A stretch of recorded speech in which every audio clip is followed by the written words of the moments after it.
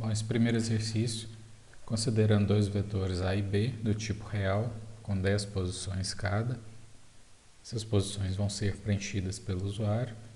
A gente precisa imprimir todos os valores que se repetem nos dois vetores, considerando a mesma posição. Ou seja, se o valor que está na posição x do vetor A for o mesmo valor que está na posição x do vetor B, basta fazer uma impressão.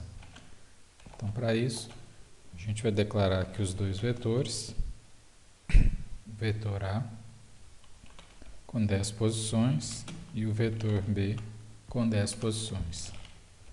Vou declarar a variável posição para me ajudar a controlar as minhas repetições e a posição que eu vou acessar aqui do meu vetor.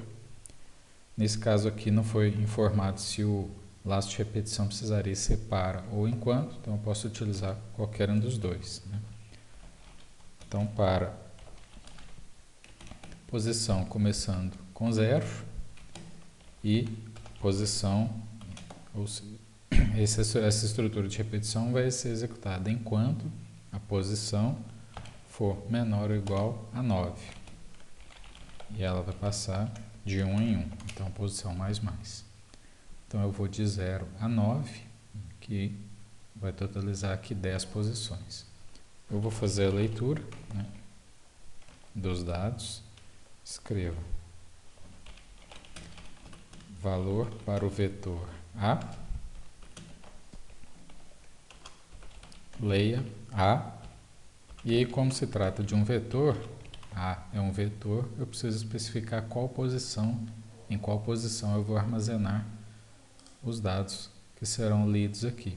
No caso, como a gente tem essa variável posição, ela vai rodar de 0 até 9, então eu vou utilizá-la aqui para controlar a posição que eu quero acessar do meu vetor. Então, A na posição que estiver valendo aqui essa variável. Então, vai começar com 0, né? A na posição 0 passa para 1, por causa do mais mais. A na posição 1, 2 e por assim, e assim em diante. Vou colocar um /n aqui e na sequência eu vou ler o vetor B, né? Leia B na posição.